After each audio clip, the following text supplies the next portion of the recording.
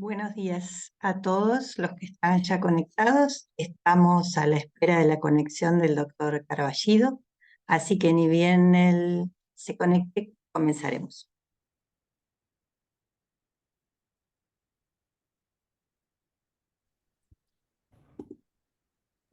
Hola Bueno, Marce, gracias. Hola José, ¿cómo estás? Ahí estoy. ¿qué tal? ¿Cómo estás? Bien, todo bien. Hola, ¿qué tal? Bueno, entonces ahora sí. Eh, Ahí. Vos ves que, José, que hay un montón de gente presente, se van a ir uniendo más. La charla a solicitud de muchos interesados va a estar, está siendo grabada, eh, Bueno, porque bueno, algunos no podían por diferentes cuestiones conectarse y bueno, y pidieron la grabación. Así que luego se lo pasaremos el link a quien lo requiera. Yo había pedido autorización antes a José para. Bueno, primero y principal, les presento al doctor José Luis Carballido, que es licenciado en Ciencias Biológicas de nuestra facultad, de la Facultad de Ciencias Exactas y Naturales. Estudió la licenciatura con nosotros, muy cerquita, ya que cursó paleobiología y hizo su tesis de licenciatura en el Instituto de Geología de Costas con el doctor Isla. Así que para nosotros es doble orgullo tenerlo hoy acá dándonos esta charla.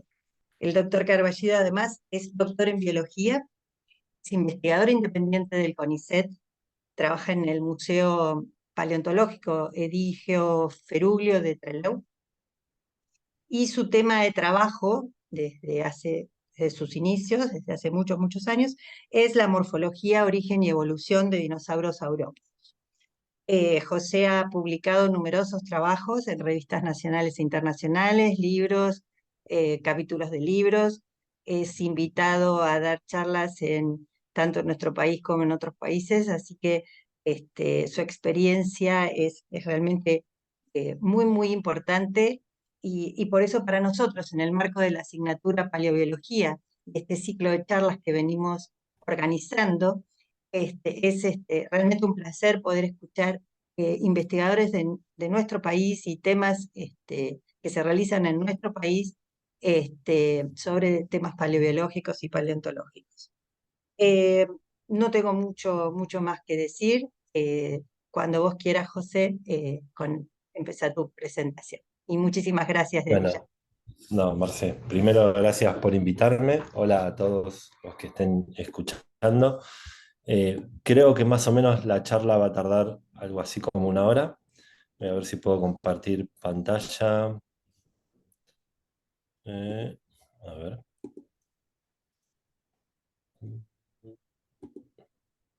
Esperen que no me deja.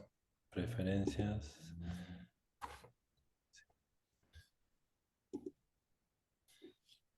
Espera que tengo que cerrar el PowerPoint para que me deje compartirlo porque estaba por default que no pudiera compartir, parece. Reciente. Acá.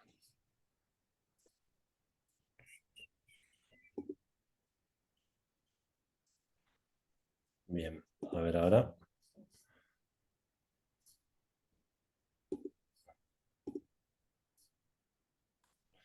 No me deja compartir, ¿será por algo de Mm, a los ver, permisos de acá? está abierta. Es una invitación abierta. A ver,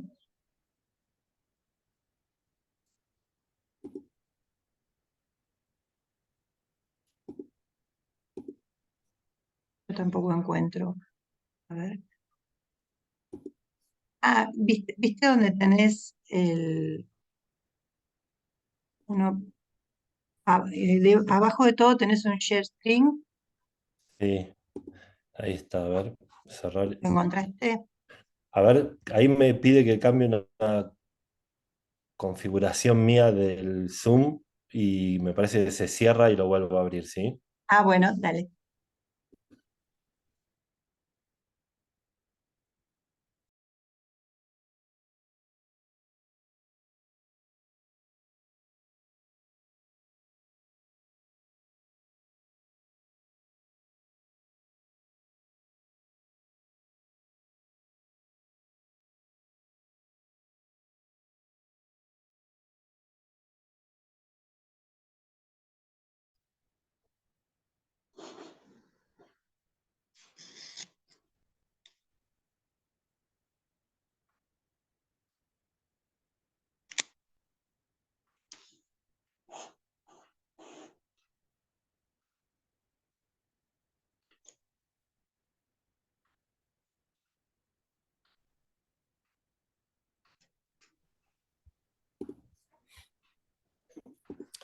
Bueno, ahí sí. Ahora sí me parece. Sí, sí, perfecto. Bueno, a ver. Tuc. Ahí están viendo la primera filmina ya, ¿no? La Sí, primera sí, muy pantalla. bien, Bueno, perfecto. como les comentaba Marce, mi línea de trabajo se centra casi exclusivamente en los dinosaurios saurópodos. Así que ahora un poquito a lo largo de la charla voy a tratar de contarles un poquitito mejor qué son, qué comían y algunas cuestiones que tienen que ver con la evolución de este grupo, sobre todo cuestiones que tienen que ver con la evolución del tamaño y haciendo referencia a cuatro momentos del tiempo que están muy bien representados en la provincia de Chubut, ¿sí? Un poquito, bueno, como ustedes saben, yo trabajo en Patagonia, así es la región sur de Argentina, eso nosotros ya lo sabemos todo, que tiene como climas muy marcados, muy diferentes, ¿sí? Al oeste tenemos lo que sería la Patagonia húmeda, y más hacia el este la Patagonia árida, que es básicamente donde mayor cantidad de fósiles encontramos. Y eso tiene que ver con el levantamiento de la cordillera de los Andes, que empezó más o menos al mismo momento que se extinguieron todos estos dinosaurios no avianos, y qué es lo que nos permite a nosotros los paleontólogos caminar directamente sobre las rocas, ¿sí? Las rocas no tienen ningún tipo de cubierta, sino que están completamente expuestas, y ahí es donde vamos a caminar y tratar de encontrar fósiles de lo que sea que cada uno esté buscando o estudiando, ¿sí? Eh, la Patagonia tiene como mucha historia en cuanto a la paleontología, ha sido una de las primeras exploraciones que se hizo y que se empezaron a colectar restos fósiles fueron los viajes de Darwin, ¿sí? Que recorrió toda la costa y, digamos, hacía incursiones a través de los ríos, colectando fósiles, ¿sí? Darwin no era paleontólogo, pero colectaba fósiles, se los dio a otros paleontólogos para que los estudien, y también haciendo un montón de observaciones que tuvieron un impacto bastante profundo en su concepción de la teoría de la evolución, ¿sí? Como por ejemplo cuando descubrió que en el mismo continente había estos lacipodios, estos armadillos actuales, y veía que había cosas muy parecidas en las barrancas, ¿sí? En los fósiles. Y ahí un poco él, diríamos, se cree que es uno de los registros fósiles que le llamó la atención y le dijo, bueno, ¿qué es lo que está pasando acá? Entonces diríamos, la historia paleontológica de la Patagonia se remonta a hace ya unos cuantos siglos o un par de siglos, y además Darwin es el primero que realizó un mapa geológico, ¿sí? Un mapa geológico que nunca publicó, pero que aproximadamente lo hizo en 1840, donde con lo poquito que él había visto esboza algo de la geología que hay en Patagonia, ¿sí? Obviamente hoy en día tenemos mapas geológicos muchísimo más actualizados, con muchísimo más detalle de lo que tiene Darwin, de lo que había hecho Darwin. Y nosotros, o yo para esta charla, me voy a centrar en lo que pasa en la provincia de Chubut, ¿sí? Donde está el Museo Paleontológico, donde yo trabajo, que es en la ciudad de Trelew. Ahí está el puntito para que más o menos se ubiquen los que no conocen. En la provincia de Chubut hay una cuenca, ¿sí? Una cuenca sería una zona deprimida donde se acumulan sedimentos, que es la cuenca Cañadón Asfalto Somuncurá.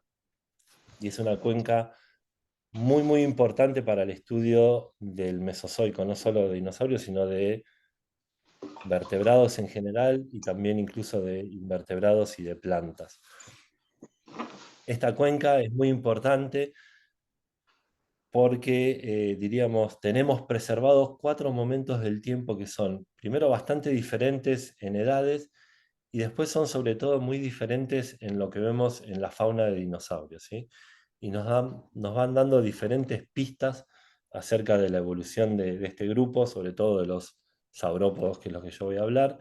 Estos momentos del tiempo serían en el Jurásico inferior, sí, tenemos rocas del Jurásico inferior, rocas del Jurásico superior, rocas de lo que entre comillas, porque es un término informal, llamamos Cretácico medio, así que sería la última parte del Cretácico temprano y la primera parte del Cretácico tardío.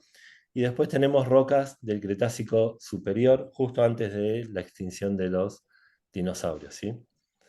Esas rocas, obviamente, nos van a, como les decía, nos dan una idea de la diversidad de dinosaurios. Por un lado, los saurópodos, o mejor dicho, sauropodomorfos, si vamos al inicio del grupo, desde el Jurásico inferior, superior, Cretácico y Cretácico más alto, ¿sí? Pero también, además de estos saurópodos, hay un registro muy importante de dinosaurios carnívoros, de dinosaurios terópodos, sobre todo en las rocas, en las unidades de roca que corresponden al Jurásico inferior, al Cretácico medio y algo que estamos empezando a ver en el Cretácico superior. Pero además de dinosaurios, diríamos, de estos terópodos, de estos saurópodos, hay otro tipo de dinosaurios que son los ornitisquios. Ahora les voy a mencionar un poquito cuál es como la diferencia, que en realidad es un grupo que casi todos conocen porque el más conocido es este Triceratops, ese que sale en las películas, que tiene como una cresta. Es un grupo que fue muy diverso en los continentes del norte, en lo que en su momento fue la Eurasia, pero que en los continentes del sur, diríamos principalmente América del Sur y África, lo que era Gondwana, no fueron demasiado diversos, sino hasta finales del Cretácico.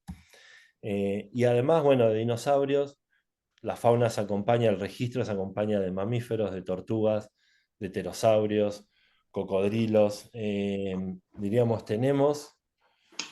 una, tenemos preservada una fauna bastante completa, lo cual nos permite, o nos está empezando a permitir hacer reconstrucciones del ecosistema bastante acertadas, ¿sí? En la charla, como les decía, yo me voy a centrar en el grupo con el cual yo trabajo, que es el de los sauropodomorfos, así se llama, ¿sí? Los dinosaurios, yo no sé si yo muevo la flechita, ¿se ve cuando yo muevo la flechita? Sí, sí, se ve bien. Acá tenemos, ¿sí? Los dinosaurios son un grupo de arcosaurios, ¿sí? Por lo tanto, obviamente están relacionados con los cocodrilos. Hay, muchas veces dicen dinosaurios voladores en referencia a los pterosaurios. Los pterosaurios no son dinosaurios, es un grupo casi hermano, está por afuera de dinosauria, y los únicos dinosaurios voladores que existieron y que existen son las aves, ¿sí? Después acá tenemos los dinosaurios, marcadito con rojo, el grupo sobre el cual yo voy a hablar, que es el de los sauropodomorfos, y el otro grupo, el grupo hermano de los sauropodomorfos, que es el de los terópodos, que es el grupo de dinosaurios carnívoros que conduce, diríamos, al origen de las aves. El grupo hermano de estos saurópodos o sauropodomorfos y estos terópodos es el de los ornitisquios, este grupo de dinosaurios que les comentaba que es mucho menos diverso en lo que sería Gondwana, ¿sí? Eh, Vamos a ver un poquito cómo fue cambiando y qué información nos va dando estas distintas unidades de tiempo en cuanto a la evolución de los sauropodomorfos y un poco la evolución de los ecosistemas.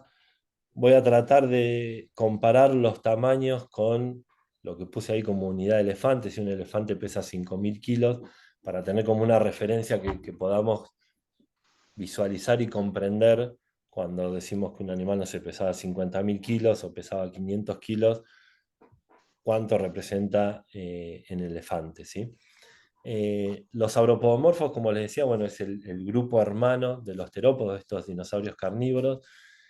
Todos los dinosaurios se originaron en lo que sería el Triásico, que nosotros en la provincia no tenemos, hace unos 220, 230 millones de años, son los registros más antiguos, y ahí ya aparecen los primeros sauropodomorfos primitivos o sauropodomorfos basales, ¿sí?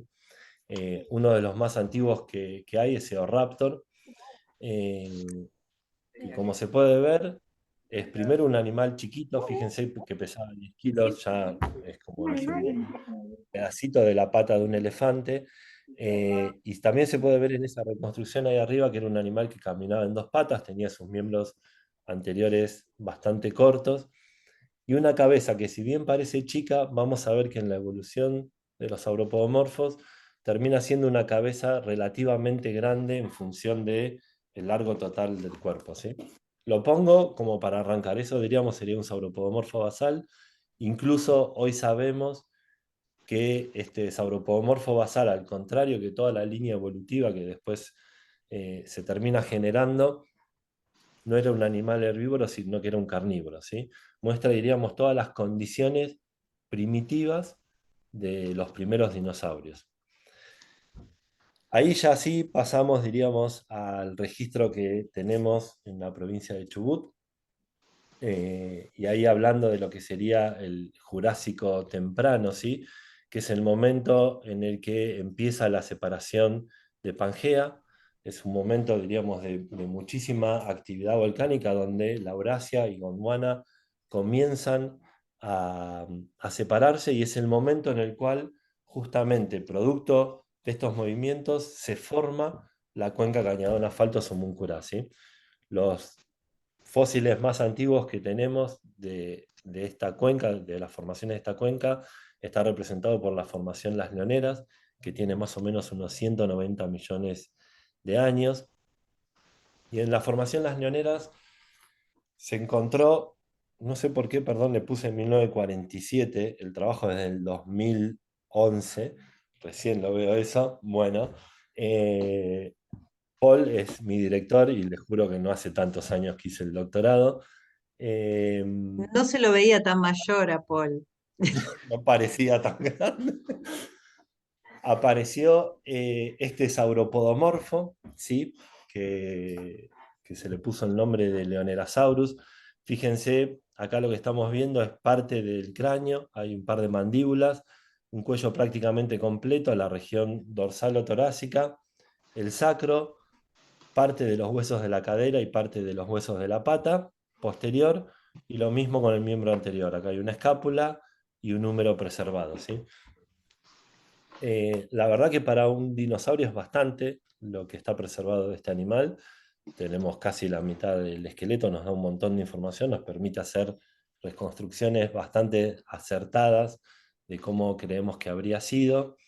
Y Leonerasaurus se ubica en lo que sería la evolución de estos sauropodomorfos, que arrancaba con Eoraptor en el Triásico. Se ubica cerca de un grupo que acá estoy marcando con la flechita, que es el de los saurópodos, pero no llega a ser un saurópodo, ¿sí?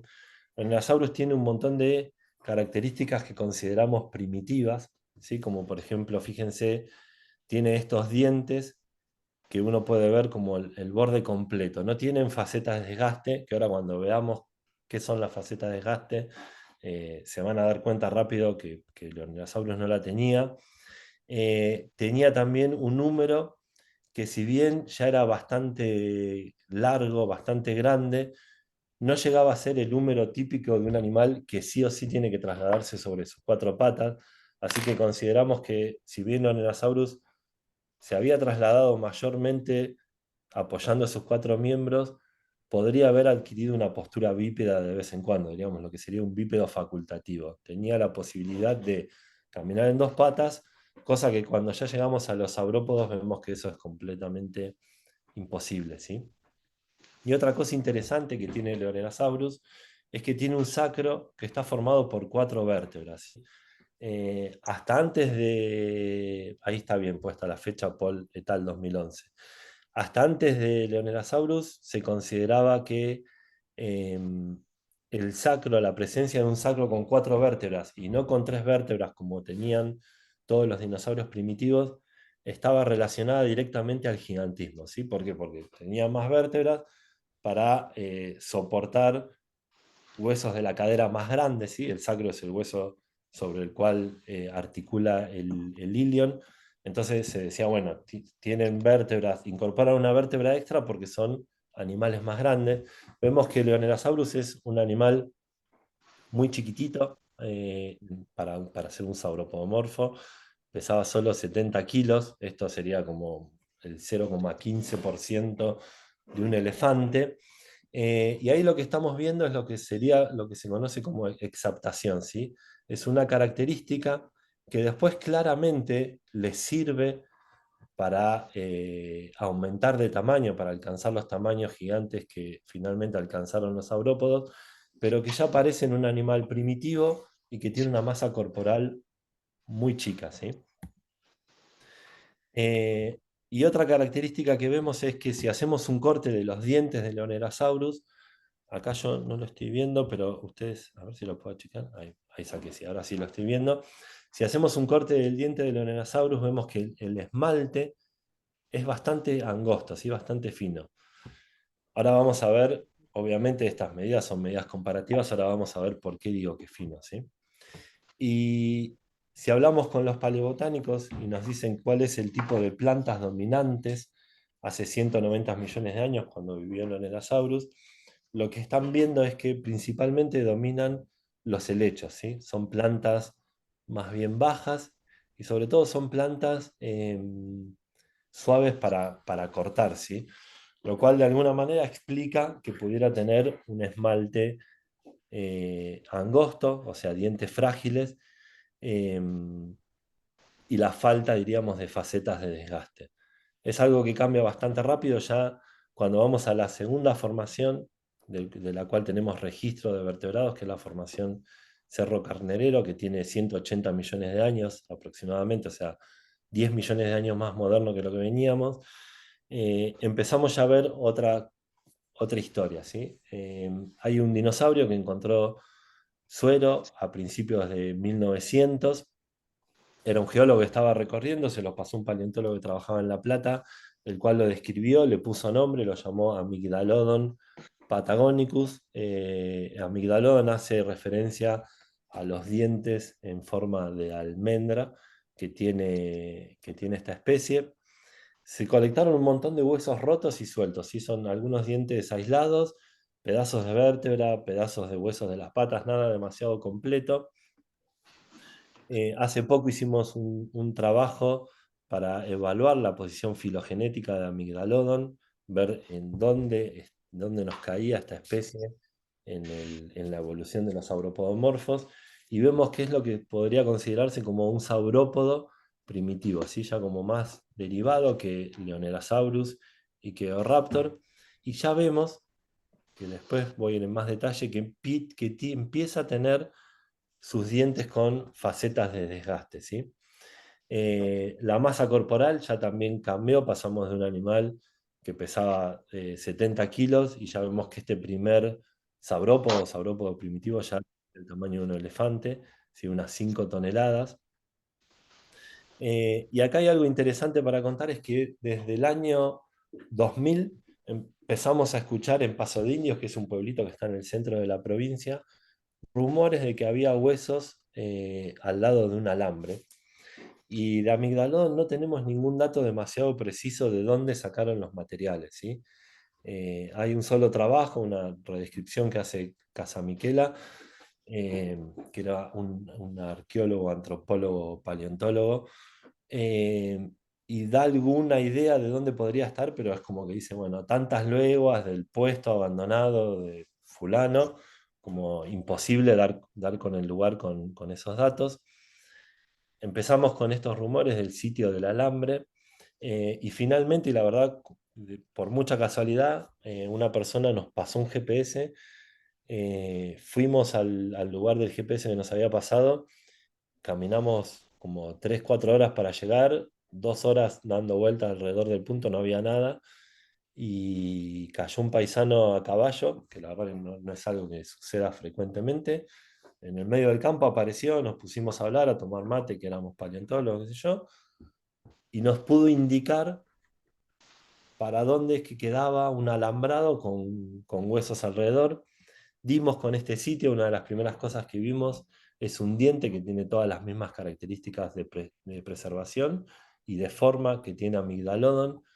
Y en el lugar empezamos a juntar todo lo que había suelto y había un montón de huesos que tienen, diríamos, las mismas características que los huesos colectados por este geólogo que había pasado por el lugar, había cargado algunos huesos en la mochila y es todo lo que sabemos hasta el momento de Amygdalodon.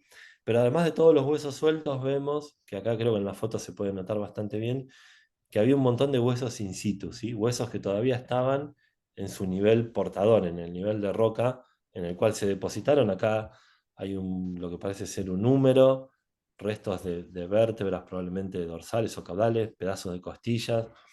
Es un nivel que vimos que tiene como unos 30, 40 metros de largo, que está lleno de huesos, y que por lo tanto tenemos que, diríamos, ir a destapar. Todavía no fuimos, pero es como un hallazgo muy importante por la importancia de Amigdalón, por ser uno de los saurópodos más primitivos de los cuales tenemos registro, ¿sí?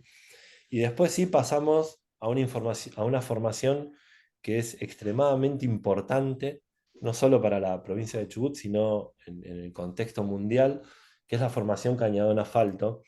Y es importante porque en el mundo hay muy pocos lugares que tienen vertebrados de lo que sería Una el Jurásico temprano. ¿Alguien había hablado? No. Bueno, sigo. La formación Cañadón Asfalto, ¿sí? Queda cerca de un pueblito que se llama Cerro Cóndor, y vemos que hay toda esta evidencia de lo que yo decía del volcanismo relacionado con la fragmentación de Pangea a principios del Jurásico. Lo vemos claramente porque está lleno, hay un montón de niveles de rocas volcánicas, de basaltos, ¿sí? Que están dando, diríamos, nos están dando evidencia de este vulcanismo que había hace 180, 170 millones de años.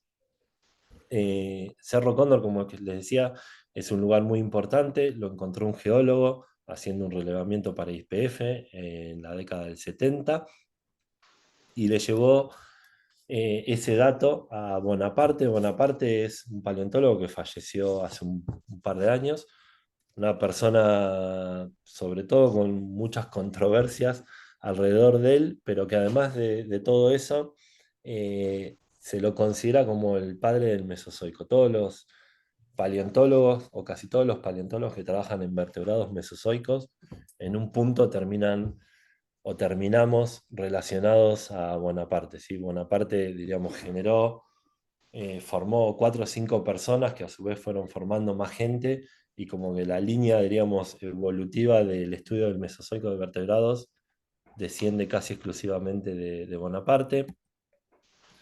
Hizo hallazgos increíbles como el de la foto que está ahí, de Carnotaurus, ¿sí?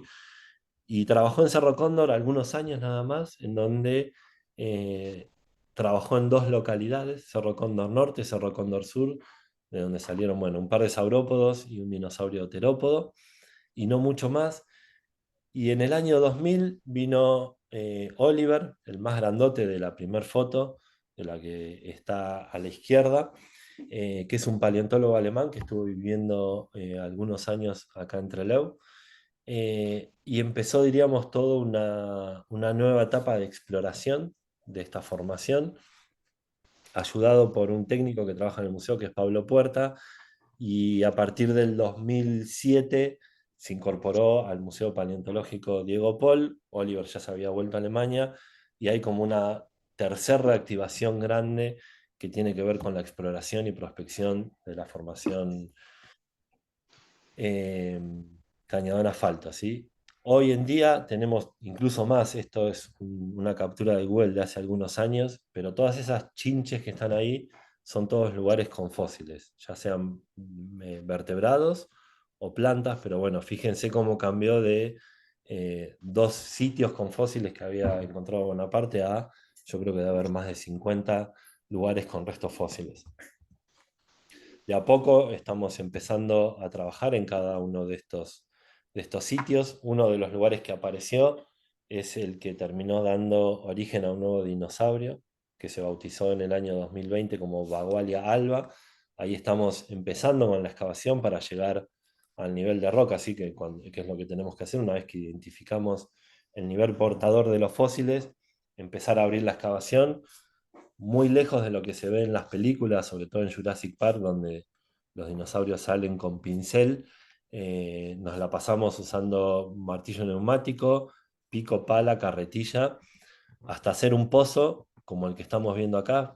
Fíjense, la pared del fondo debe tener como 3 metros por lo menos. Eh, Acá abajo, esto que está en blanco es lo que, para los que nunca lo escucharon, lo que nosotros llamamos bochones, ya después les voy a detallar un poquito más cómo se hacen, pero básicamente es los huesos con parte de roca envueltos en arpillera y yeso para poder trasladarlos desde el campo al museo. Acá tuvimos que hacer un bochón gigante porque Bagualia estaba en lo que llamamos un bombet, ¿sí? Es como sería como cama de huesos, en donde es un lugar que es una pequeña depresión, en donde las corrientes van acumulando todos los animales que, diríamos, se van muriendo alrededor. Y eso, por un lado, está bueno porque son sitios en donde en pocos metros cuadrados puedes llegar a encontrar un montón de huesos diferentes, pero en general para los paleontólogos son un dolor de cabeza porque que se mezclen distintos individuos implica que siempre está la posibilidad de que se mezclen distintas especies. ¿Sí? Y eso es, diríamos, cuando vos no tenés dos dinosaurios completos, sino que tenés un montón de huesos mezclados, tenés que estar seguro de que no hay más de una especie, ¿sí? Porque si no podríamos haber, por ejemplo, nominado Bagualia alba, basándonos en características de dos especies distintas. Eh, el estudio en detalle tiene también que ver con Mar del Plata y con Marce, porque fue parte de la tesis doctoral de un estudiante de Mar del Plata, Kevin Gómez, que ya la terminó, ahora está viviendo en Roca, pero él fue el que se encargó, diríamos, de ver hueso a hueso y comparar cada uno de los elementos que salieron de esta excavación entre sí, en donde teníamos un montón de huesos repetidos. Hay, por ejemplo, no sé, tres mandíbulas de que probablemente eran dos ejemplares diferentes. Hay un montón de vértebras de la cola, un montón de vértebras del cuello, un montón de huesos de las patas, de huesos apendiculares. Al tener tanta repetición de elementos, nos permitió evaluar si había o no más de una especie. Lo que terminamos resolviendo es que no teníamos ningún indicio de que hubiera más de una especie de saurópodo, así que todos los huesos que salieron de esta excavación pueden ser, diríamos, asignados a esta especie, a Bagualia alba. Ese bochón que hicimos, al ser un bombe, el otro problema que tuvimos es que era difícil delimitar cada uno de los huesos. Llegó un momento que tuvimos que hacer un bochón gigante que estaba lleno de huesos, arrastrarlo con una retroexcavadora desde la punta del cañadón hasta el lugar donde podía llegar el camión con grúa. Un camión lo cargó, lo trasladó al museo. En el museo se prepararon estos materiales y todo lo que está en negro es lo que hoy tendríamos representado de este saurópodo, ¿sí? Fíjense que para el caso de los dinosaurios y sobre todo de los saurópodos es muy raro que tengamos restos de cráneo. Tenemos un cráneo casi completo, prácticamente todo el cuello, casi toda la cola y la mayor parte de los huesos de las patas. Acá estamos viendo parte de lo que sería la primera parte de la cola, de sí uno de los ejemplares que estaba más completos, como yo les decía que era una mezcla de huesos. En esa mezcla de huesos hay partes que son de ejemplares que están, diríamos, parcialmente asociados o articulados, como este de acá, que es parte del ígneo, el hueso de la cadera, del sacro y de las vértebras caudales, ¿sí? Y una cosa interesante que se puede ver es que las vértebras, las últimas vértebras del cuello y las primeras vértebras dorsales tienen este agujero acá. Ese agujero tiene un nombre, se llama pleurocelo, y tiene una explicación también, y se trataría de lo que es lo que llamamos como una cavidad neumática, ¿sí? Eh, las aves tienen, eso lo deben haber visto, tienen esos sacos aéreos donde, diríamos, le permite tener constantemente aire limpio en los pulmones, ¿sí? Que claramente siempre se lo consideró que era una característica de las aves, dado sus altos requerimientos energéticos, diríamos, su tasa metabólica acelerada, el vuelo, las migraciones, pero lo que se ve es que es una característica, esta neumaticidad, esta presencia de sacos aéreos, que nosotros la podemos identificar en base al correlato osteológico que dejan esta neumaticidad muy temprano en la historia de los dinosaurios, ¿sí? Y ahora vamos a ver un poquitito más cuál es la importancia de eso. Entonces lo que creemos es que Bagualia en la evolución de esta neumaticidad estaba en lo que podría ser este estadio B, en donde los sacos aéreos ¿sí? Se encontraban en la parte más anterior del cuerpo, que básicamente estos sacos aéreos tienen como unos divertículos, que serían como saquitos más chiquititos, que son los que se meten en las vértebras y empiezan a generar estas cavidades, que a medida que vamos viendo en la evolución de los dinosaurios, tanto de las aves como de los saurópodos, vemos que es cada vez mayor eh, el grado de neumaticidad que tienen las vértebras. Hasta en los titanosaurios uno corta una vértebra y es como un panal de abeja donde es prácticamente todo aire el interior de las vértebras, ¿sí? Bagualia, como les decía, tiene un cráneo preservado bastante completo, nos permitió hacer una reconstrucción bastante acertada de lo que se ve. Y vemos que tiene, si lo vemos en vista dorsal, que es el dibujito que está arriba, que tiene como un hocico que termina en punta. Hoy consideramos que ese hocico en punta tiene que ver con que eran animales selectivos. Salieron un par de trabajos publicados en los últimos 6 años, haciendo analogías con mamíferos, en donde se les midió a un montón de mamíferos, se les tomaron distintas medidas en relación a la forma del hocico, y lo que se ve es que cuanto más en punta es el hocico, más selectivo es el animal, y que cuanto más cuadrangular es el hocico, más generalista es el animal, ¿sí? Entonces podríamos considerarlo que es un animal selectivo. Tenemos un montón de dientes que se preservaron dentro de la excavación. Acá en la mano yo tengo uno, y lo que se está marcando con amarillo y naranja son esas facetas de desgaste que les había comentado que Leonerasaurus no tiene. Esas facetas de desgaste tienen que ver con la forma en que los saurópodos tomaban la comida. Así acá estamos viendo un cráneo de, bueno, un saurópodo Camarasaurus, no importa, pero que es igual a lo que pasa en Bagualia, en donde los dientes de arriba hacen contacto con los dientes de abajo y funcionan como una especie de tijera, como se ve acá en el dibujito en blanco, en donde estos animales lo que hacían era cortar las plantas y tragarlas. Y fíjense que si vemos toda la línea de dientes desde la parte anterior hasta la parte posterior, son todos los dientes muy similares, más allá de que varíen de tamaño desde más grandes a más chiquititos. No tenemos ningún diente que se parezca, diríamos, una muela, ¿sí? Son todos los dientes iguales, y la única función entonces de estos dientes será cortar la comida para tragar. Bagualia, cuando vemos el árbol filogenético, donde cae evolutivamente en la evolución de los sauropodomorfos, se lo considera, ya diríamos, más derivado que Amygdalodon, y es lo que llamamos un eusaurópodo, ¿sí? Em, Diríamos, tiene todas las características que después les permitió llegar al gigantismo a estos animales, que son un cuello largo, una cabeza chica, sí o sí tenían que trasladarse en 4 patas, y una cola también muy larga, sumada a estas cuestiones que, por ejemplo, les mencioné, que estarían relacionadas a la presencia de sacos aéreos, ¿sí? La masa corporal es de 10.000 kilos, más o menos 2 elefantes, y cuando vemos a ver el registro de plantas, vemos que en los 15 millones de años que pasaron entre Leonerasaurus y Bagualia, al menos localmente hay un cambio ambiental bastante grande, donde se pasa de un ambiente que estaba dominado por helechos a un ambiente que estaba dominado por coníferas, ¿sí? Claramente las coníferas son plantas mucho más duras, mucho más difíciles de comer que un helecho. Nadie se pondría a masticar una hoja de una conífera. Y vemos también que cuando hacemos un corte del esmalte de Bagualia, el esmalte es como 4 veces más grueso que el esmalte, acá abajo está Leonerasaurus, que el esmalte que habíamos visto en Leonerasaurus, ¿sí?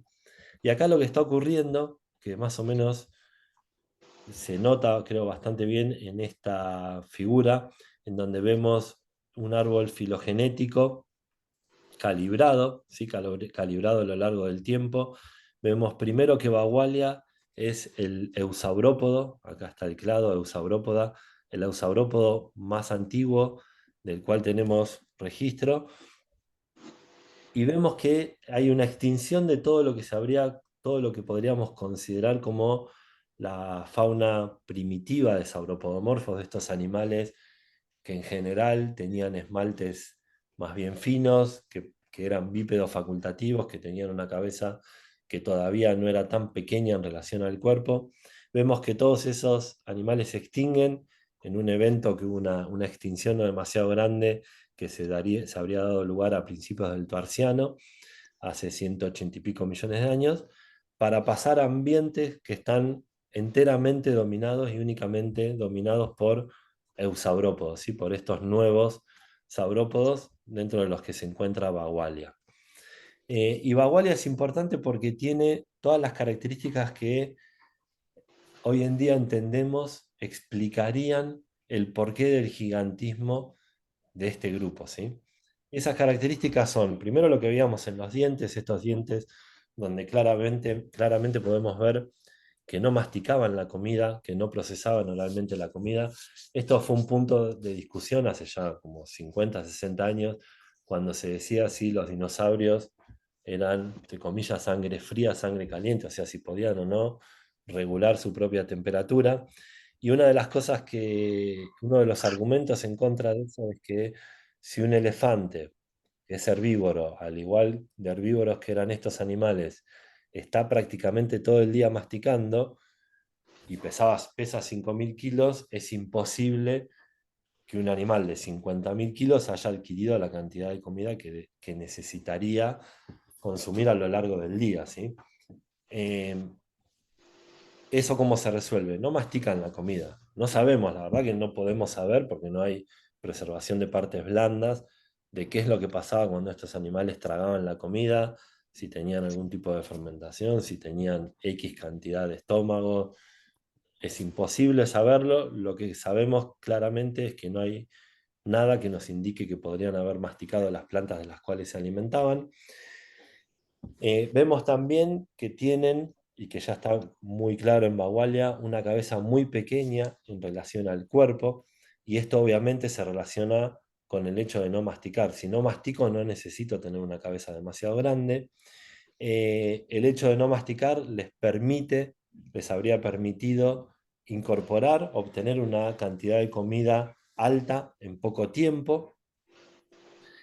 Después lo otro que habíamos visto es que tendrían este sistema de respiración más eficiente que los sistemas de respiración tradicionales, donde cuando uno exhala se queda sin oxígeno, sin aire puro en los pulmones, deja de haber intercambio de oxígeno, eh, lo cual implica también lo que les había comentado, que esta neumaticidad se relaciona a presencias de cámaras en el interior de las vértebras, lo cual quiere decir que el hueso, en vez de ser un hueso compacto, empieza a ser un hueso cada vez más esponjoso, si se quiere llamarlo de alguna manera, en donde se aliviana el peso y tener un cuello, vértebras del cuello más livianas, les permitió tener un cuello más largo, ¿sí? Porque era un cuello que tenía menos peso. Y además ese cuello más largo también pudo ser largo, que es una de estas características de los saurópodos, porque tenían una cabeza pequeña, ¿sí? Disminuían la palanca que habría hecho una cabeza más grande, con lo cual nunca habrían podido tener un cuello del tamaño que lo tenían.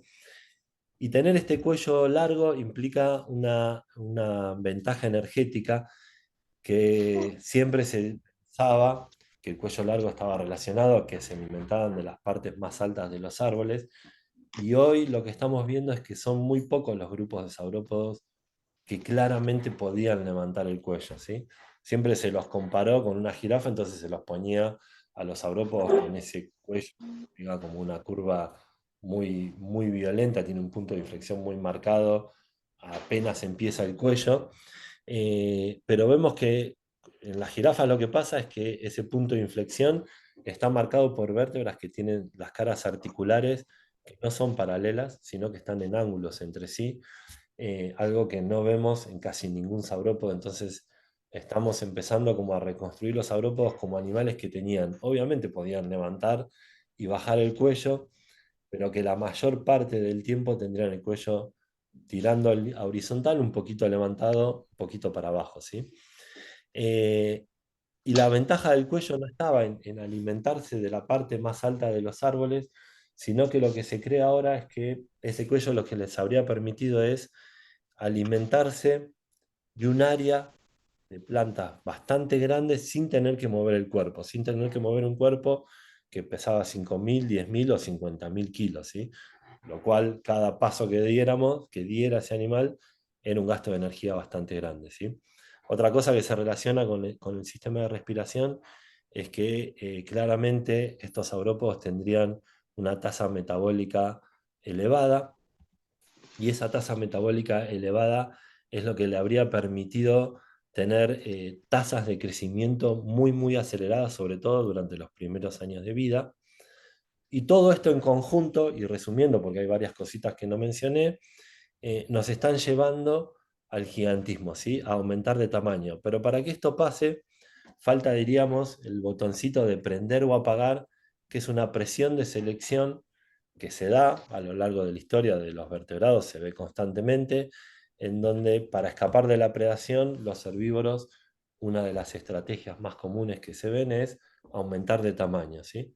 Aumento de tamaño como una forma de defensa, una forma más de defensa sobre otras posibles, pero la del aumento de tamaño es como bastante común, ¿sí? Y obviamente, junto con todos estos saurópodos a los cuales yo estoy haciendo referencia, tenemos los registros de animales terópodos, e incluso lo que vemos es que se cumplen en estos ecosistemas del pasado las mismas relaciones que se cumplen hoy en día, que nos dicen que los herbívoros más grandes son un orden de magnitud menor que que los carnívoros más grandes, ¿sí?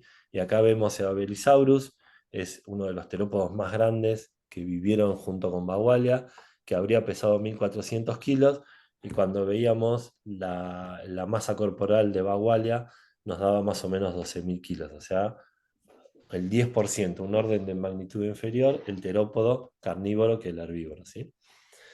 Em, Acá en el Jurásico también estamos encontrando nuevos materiales. Esto que está acá es aunque no me crean, ese dibujito que apareció en negro es lo que estaría en esa roca que ya está destapada, en la cual estuvo uno de los que más trabajó en ese lugar fue Kevin.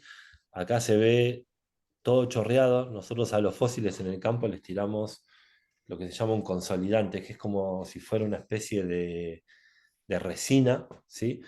De resina no, de barniz, perdón, muy diluido para que el hueso lo absorba y consolide el hueso, ¿sí?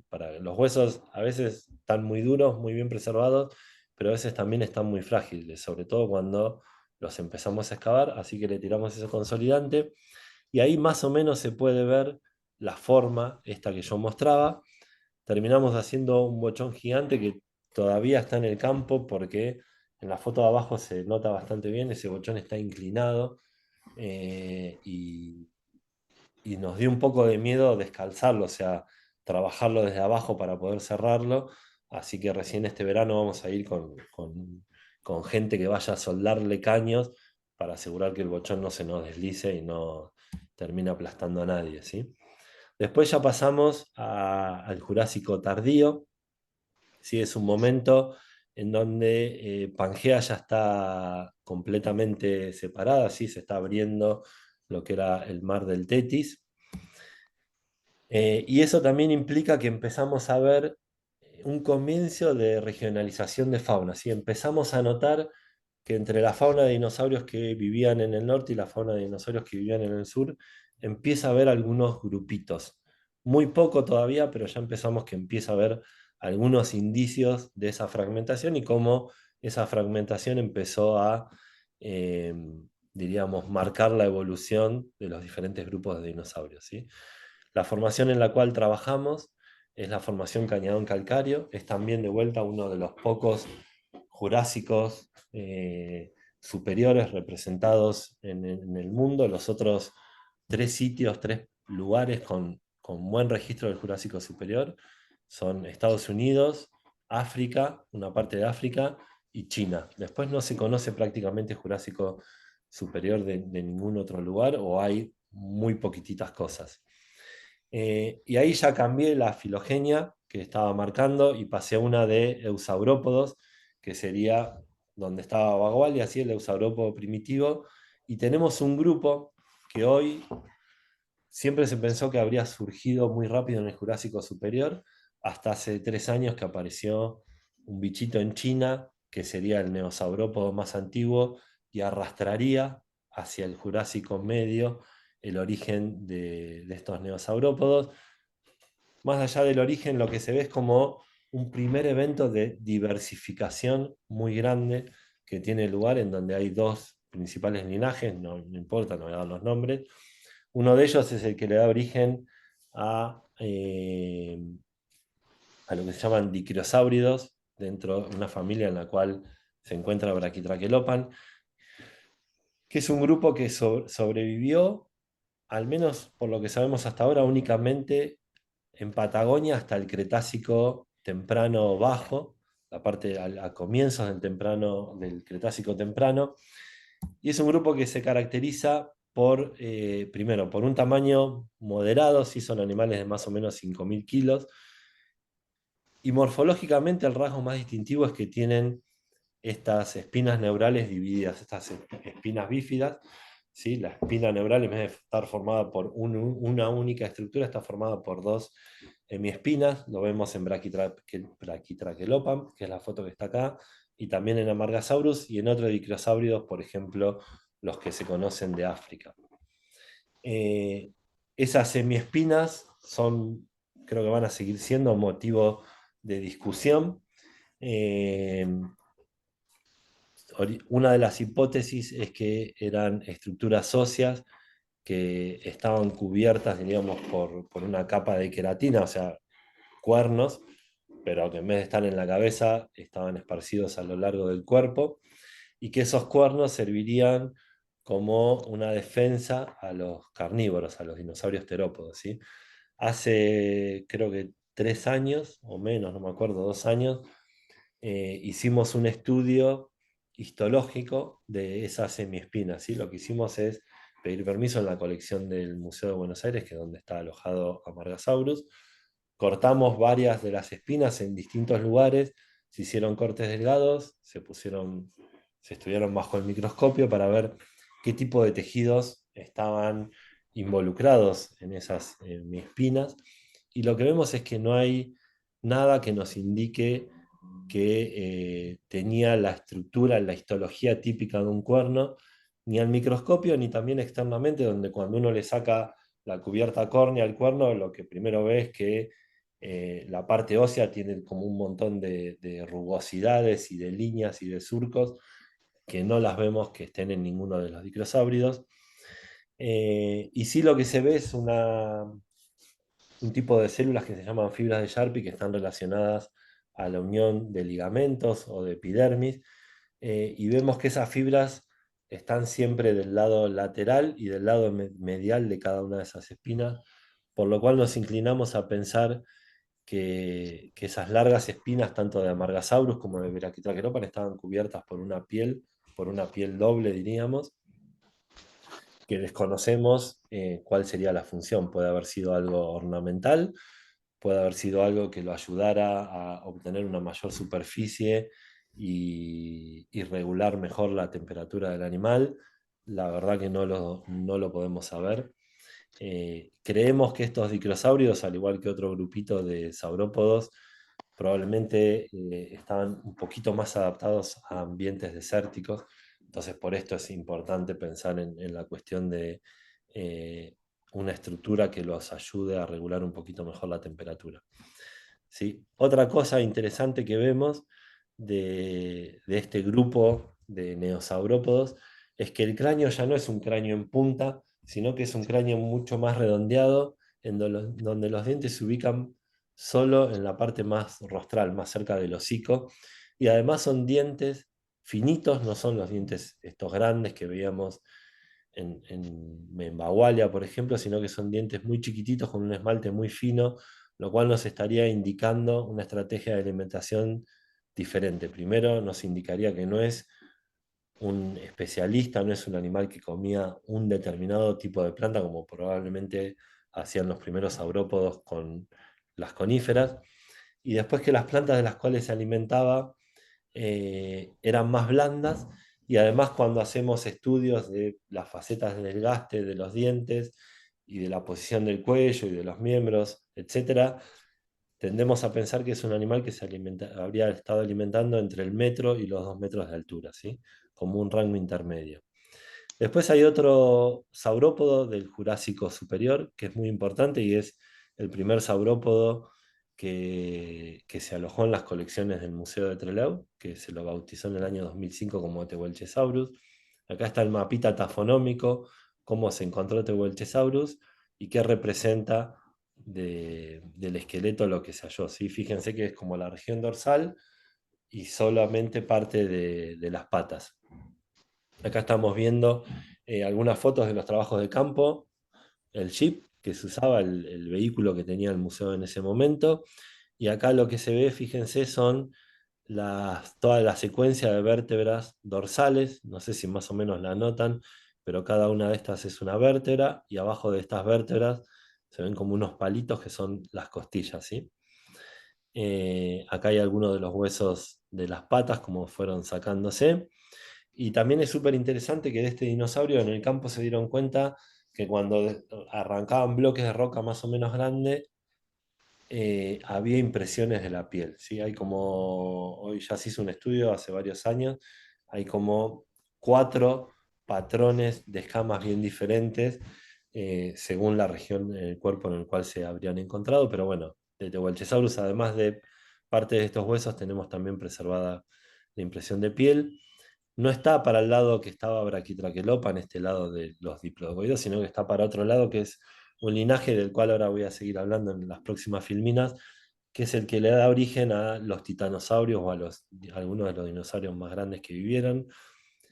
Tehuelchesaurus era un animal ya bastante grande, más o menos la masa corporal se lo calcula en unos 20.000 kilos, son unos 4 elefantes, y tiene de vuelta el cráneo de Tehuelchesaurus, si bien no lo tenemos, eh, sabemos por otros saurópodos que están muy relacionados con él, que eran cráneos que también terminaban con un hocico en punta, por lo cual serían animales selectivos, y también son animales que sí tenemos de asignable a Tehuelchesaurus dientes, con ese esmalte grueso, lo mismo que veíamos en Bagualia, por lo cual podemos pensar que en su origen este grupo mantenía estas características de alimentación más primitivas, diríamos. Además de esto, ahora estamos trabajando, seguimos explorando esta formación. Hay un nuevo dinosaurio que lo llamamos Tehuelche 2, porque era muy parecido en el campo a Tehuelchesaurus. Hay una chica que está haciendo el doctorado con eso. Ya sabemos que no es Tehuelchesaurus, lo cual nos está indicando que hay al menos 2 especies. Y después también estamos trabajando en 2 o 3 lugares del campo donde al menos hay 2 taxones nuevos más, ¿sí? Lo cual nos está dando cuenta de una diversidad de herbívoros muy grande durante el Jurásico tardío de Patagonia, ¿sí? Después ya pasamos a lo que sería el Cretácico medio. Acá está en rojo marcado el lugar aproximado donde se habría encontrado la cuenca en el Cretácico medio, entre comillas, y el Cretácico medio es, diríamos, ya Laurasia y Gondwana están separados y se está terminando de separar completamente lo que sería América del Sur y África, ¿sí? Ya se está terminando de abrir este nuevo océano. Y también empezamos de vuelta a ver cuestiones de a poquito que tienen que ver con una mayor regionalización todavía de la fauna. El Cretácico medio lo tenemos representado por una formación, Cerro Barcino. Yo a las formaciones le puse una cantidad de millones de años relacionada a la datación más cercana que tenemos del dinosaurio del cual voy a hablar, pero la formación Cerro Barcino estaría abarcando más o menos entre los 120 y los 90 millones de años, por eso estaría justo al límite entre el Cretácico superior y el Cretácico inferior. En el Cretácico medio abundan o hay varios registros de dinosaurios gigantes en Patagonia, ¿sí? Uno de ellos es Argentinosaurus, el que está a la izquierda. Acá estoy yo sentadito tomando notas al lado de algunas de las vértebras de Argentinosaurus. Fíjense que hay más o menos preservadas unas 6 vértebras y asignables con muchas dudas, porque en realidad no se encontraron junto con el ejemplar holotipo. Hay algunos que todavía siguen considerando un par de fémures que se sacaron en la misma unidad, pero que al no estar relacionado con vértebras preservadas del holotipo, la verdad que no podemos asegurar que sean de Argentinosaurus. Y después el otro dinosaurio muy muy grande que también se tenía registro es de Portasaurus, descrito en el año 2005, de lo que en un momento se pensaba que era la parte, diríamos, principios del Cretácico tardío, y hoy ya lo ponemos como sabemos que en realidad vivió hasta mediados del Cretácico tardío, y es el último registro de un, diríamos, saurópodo súper gigante para separarlo de, no sé, Tehuelchesaurus, que pesaba 20.000 kilos y de todas formas era gigante. Estos eran súper gigantes, ¿sí? Uno de estos es el hallazgo que se hizo en el año 2012, empezamos los trabajos en la provincia de Chubut.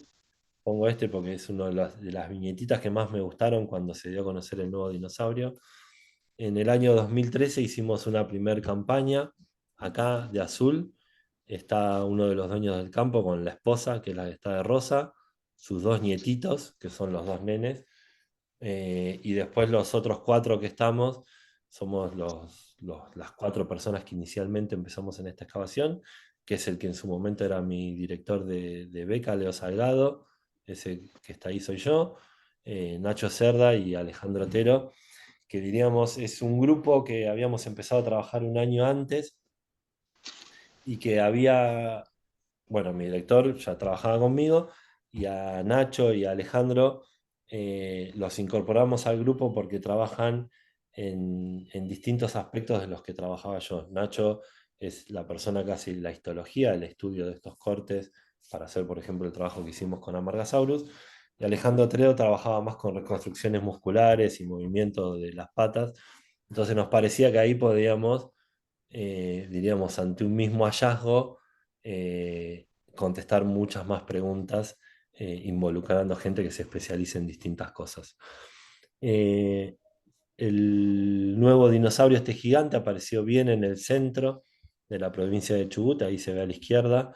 En las imágenes del 2014 ya se ve cómo quedó la excavación, fíjense que se nota acá que hay todo un área de roca removida y todo un camino, que es parte de lo que tuvimos que hacer para poder sacar y abrir esta excavación, ¿sí? Lo primero que hicimos cuando llegamos es hacer una huella para poder llegar con la camioneta, y ahí se nota que está uno de los técnicos, Pablo, el que había mostrado antes, está barriendo el nivel para ver qué había. Esta persona que está acá es Aurelio Hernández, que es el peón que encontró estos huesos, ¿sí? Nosotros llegamos al lugar porque el dueño del campo nos dijo que un peón que trabajaba ahí había visto algunos huesos. La verdad que el lugar en sí no decía nada, y en el verano ese del 2013 yo tenía tres posibles lugares donde ir, y uno era este que yo todavía no había estado. Había ido Pablo, que es la foto esa que mostré primero, había ido Pablo una vez, yo nunca había ido. Decidí ir y la verdad que no se veía nada espectacular, pero decidimos hacer una campaña cortita de 10-15 días, cuatro personas, a ver qué había. Y lo que terminamos encontrando después de esos 4 días es que había un fémur, ¿sí? Un fémur que medía 2,40 m. Y en el campo, la verdad, no nos acordábamos si había fémures más grandes o no, pero como sea, sabíamos que era un bicho gigante. Un par de vértebras y algunos huesos de la cadera que también sacamos en esa primera campaña. Y antes de empezar con las campañas que le siguieron a continuación, ya empezamos a meter máquinas, ¿sí? A meter máquinas que bajen la roca que estaba por arriba del nivel con fósiles para que nosotros después con los martillos neumáticos tuviéramos muchísimo menos trabajo. Así dejó que sería una niveladora, ¿no? Bueno, no sé, no era una retro. La máquina esa nos abrió todo esto que estamos viendo y nosotros íbamos bajando el último escalón. Acá abajo en blanco, algunos de los huesos que fueron apareciendo.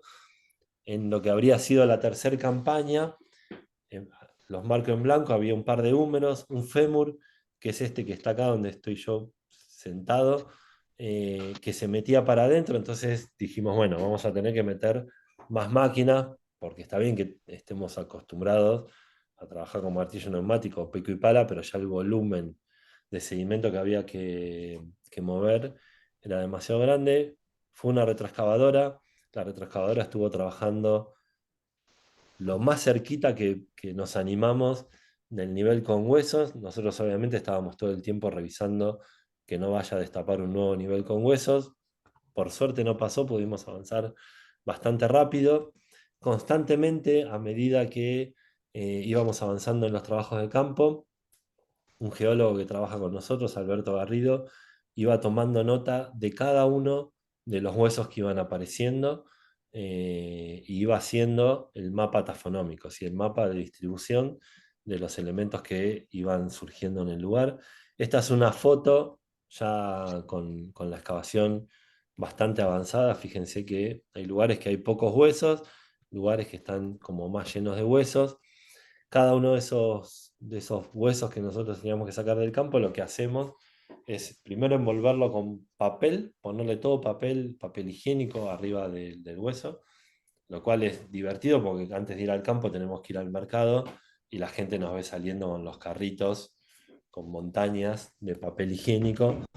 Se deben preguntar qué les pasa, pero bueno, lo usamos para hacer estos bochones. Una vez que están cubiertos con papel higiénico, lo que hacemos es ponerles vendas de arpillera con yeso para hacer exactamente lo mismo que hace un traumatólogo cuando nos quebramos un brazo y tratamos como de inmovilizar ese fósil para poder después darlo vuelta, levantarlo y llevarlo al museo.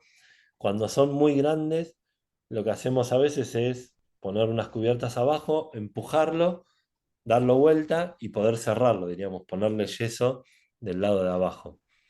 Una vez que tenemos los bochones listos, tiene que venir, cuando son tan grandes, un camión con grúa, para lo cual ya habíamos hecho caminos, todo para que acceda este camión a la excavación.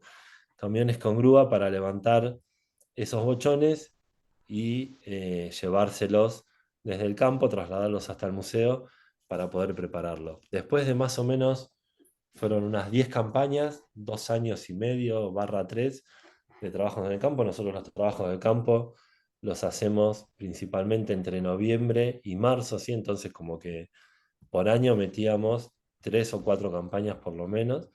Em, Después de todo ese tiempo, este es el mapa tafonómico que hizo el geólogo. Fíjense que al lado o adentro de cada hueso hay un circulito. Ese circulito es el número de campo. Si yo le hiciera zoom, va a decir FLB1, 25, 28, lo que sea. Y van a ver que hay un montón de circulitos que parecen que no tienen nada. Y esos circulitos que no tienen nada son dientes de dinosaurio carnívoro. Por eso no se llegan a ver en relación a todo lo demás, es muy chiquitito, pero también se mapeó cada uno de los dientes que se colectaron en el lugar. Cuando llegó al museo hubo que empezar a preparar, ¿sí? Ahí estamos viendo una vértebra dorsal, una de las primeras vértebras dorsales, y Pablo Puerta, uno de los técnicos del museo, preparando esa vértebra. Fíjense el tamaño de la vértebra alrededor de la persona, ¿no?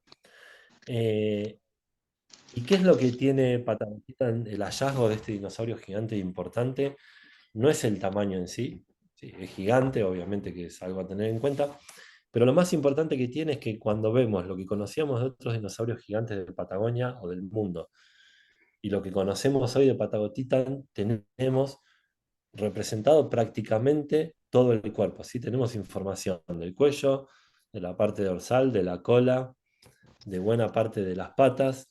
Del cráneo no tenemos nada salvo un diente, pero bueno, muchísima más información de la que veníamos teniendo, lo cual obviamente nos permite hacer reconstrucciones mucho más precisas, y también empezar, diríamos, la investigación. Bueno, sacamos todos esos materiales del campo, empieza el momento, una vez que están preparados, que son procesos que en general, entre el campo y entre que todos los materiales estuvieron preparados, fueron unos 6 o 7 años que pasaron, ¿sí?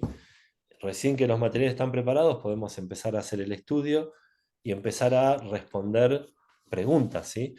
Obviamente, una pregunta era cuándo vivió. Yo les dije que esta formación tiene 101 millones de años, pero antes de Patagotitan, la edad iba entre los 130 y los 90 millones de años, ¿sí? Eran 40 millones de años de incertidumbre, demasiado, así que ahí queríamos saber un poquito más exactamente en qué momento había vivido, si había más de un ejemplar, la excavación era muy grande, sabíamos que habíamos un ejemplar porque había, por ejemplo, como 5 o 6 fémures, cuánto pesaban, cómo murieron, ¿sí? Eh, y ahí, bueno, lo primero, ¿cuándo vivieron? Una de las cosas que hizo el geólogo, además del mapa tafonómico, es tomar muestras de la pared, de la roca. Fíjense que si miran al fondo de la pared, todo por acá está lleno de manchitas blancas. Esas manchitas blancas son acumulaciones de ceniza volcánica, ¿sí? Nosotros para hacer una datación no podemos usar carbono 14, tenemos que datar una roca y tenemos que datar rocas que sepamos se hayan formado en el momento en que esa roca se estaba depositando como sedimento, ¿sí? Y ese tipo de rocas obviamente son rocas volcánicas, ¿sí? Pueden ser ceniza o pueden ser lava. Nosotros acá lo que teníamos era acumulaciones de ceniza. Las cenizas lo que tienen son circones, ¿sí? Son como cristalitos de vidrio, que son lo que nos hacen arder los ojos, lo que les causa que los animales se mueran en un campo con ceniza porque se les desgastan enseguida los dientes y se quedan sin poder comer, además de que están tragando un montón de vidrio y puede producir heridas internas, ¿sí? Son microscópicos, pero no dejan de ser cristales. Esos cristales son los que se irradian y se hace una datación, uranio-plomo, que es una datación bastante precisa que nos dio 101,6 millones de años, más o menos, algunos miles, la verdad que ahora no me lo acuerdo, pero bueno, podíamos tener una edad muy precisa del momento en el que se habían muerto estos animales, y en el momento en el que se habían cubierto con sedimento estos animales. La otra pregunta era cuántos ejemplares había, y eso era un poco más complicado que contar simplemente cuántos huesos repetidos teníamos. Y ahí otra cosa que fue muy importante tener un geólogo trabajando constantemente en la excavación, es que enseguida se dio cuenta que teníamos tres niveles diferentes con fósiles.